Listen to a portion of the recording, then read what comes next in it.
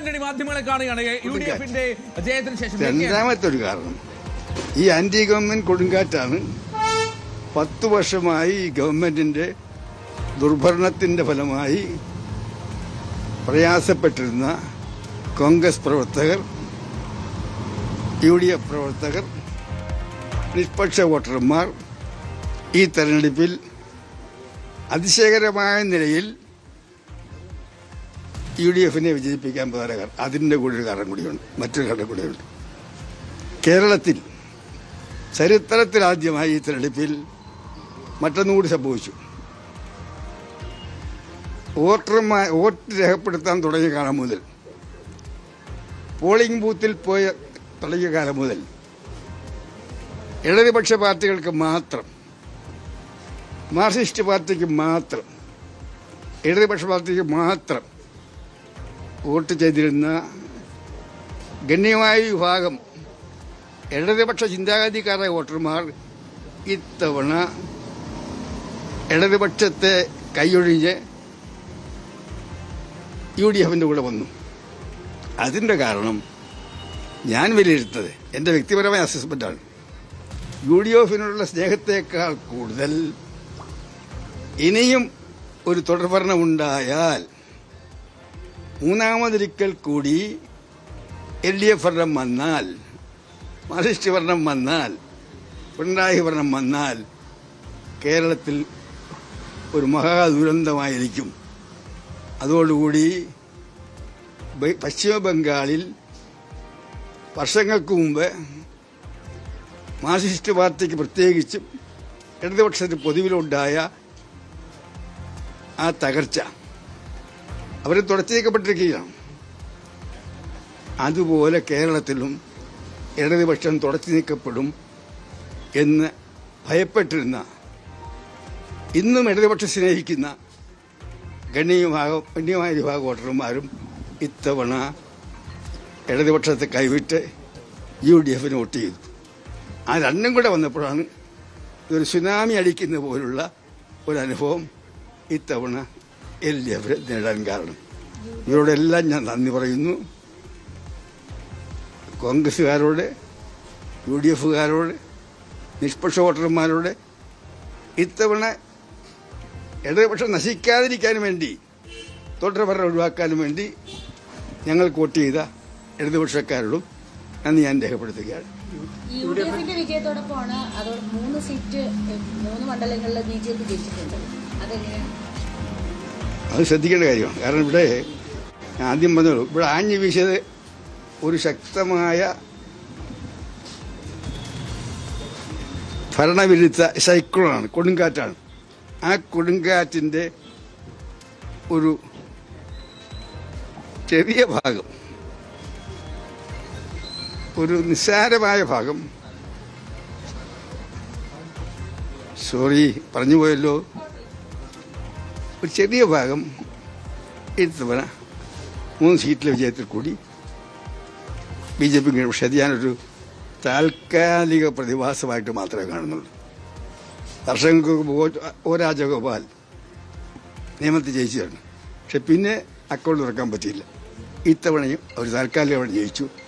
പക്ഷെ താൽക്കാലിക പ്രതിഭാസമാണ്. BJPക്ക് കേരളത്തിൽ വളക്കൂറുള്ള മണ്ണല്ല.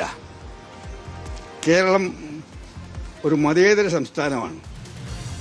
ഒരു ഡൈവേഴ്സിറ്റിയെ, മതേതരത്വം മാത്രമല്ല, ബഹുസ്വരത, മതേതരത്വം മാത്രം പോരാ, മതേതരത്തോടൊപ്പം ബഹുസ്വരത, അന്യമതങ്ങളെ, അന്യജാതികളെ, അന്യ സംസ്കാരങ്ങളെ, അന്യരുടെ ഭക്ഷണക്രമത്തെ, ആചാരക്രമത്തെ, വസ്ത്രധാരണത്തെ എല്ലാം ബഹുമാനിക്കുന്ന സെക്കുലറിസവും അതുപോലെ ഡൈവേഴ്സിറ്റിയും, നാനാത്വത്തിൽ ഏകത്വം, അത് വിശ്വസിക്കുന്ന ഒരു സ്റ്റേറ്റാണ് കേരളം. ഇന്ത്യയിൽ കേരളം പോലെ എല്ലാ മതവിശ്വാസികളുടെയും ആഘോഷങ്ങൾ ഇതര മതസ്ഥർ ഒന്നിച്ച് ആഘോഷിക്കുന്ന മറ്റു സംസ്ഥാനമില്ല. ഇന്ത്യയിൽ പ്രത്യേക ജാതികൾക്ക് മാത്രമായി, പ്രത്യേക മതങ്ങൾക്ക് മാത്രമായി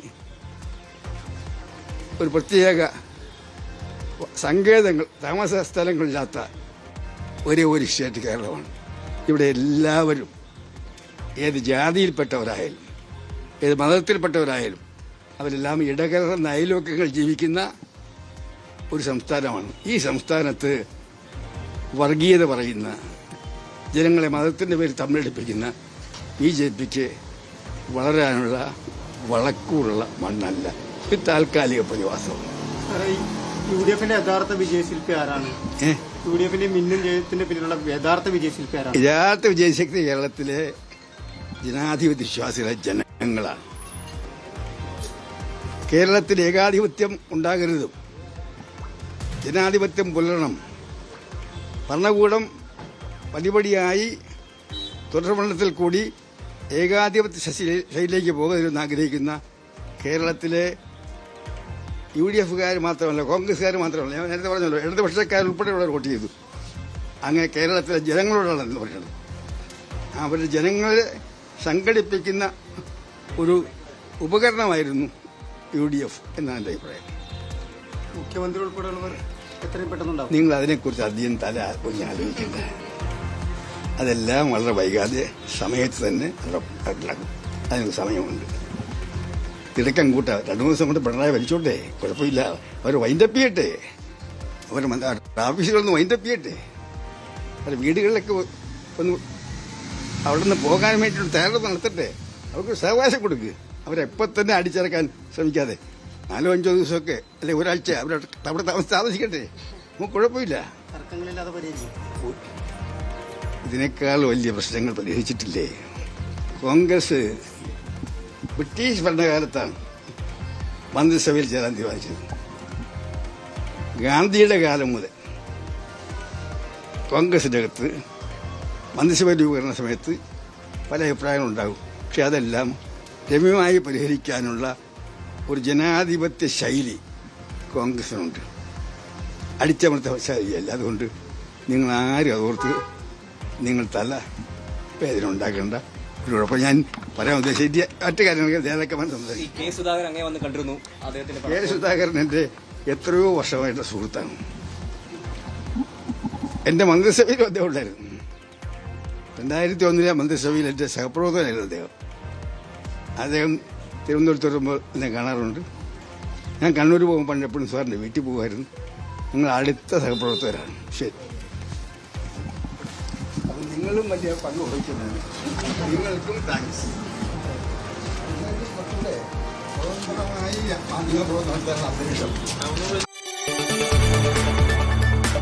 കൂടുതൽ വാർത്തകൾക്ക് News 18 Keralam YouTube channel subscribe ചെയ്യുക.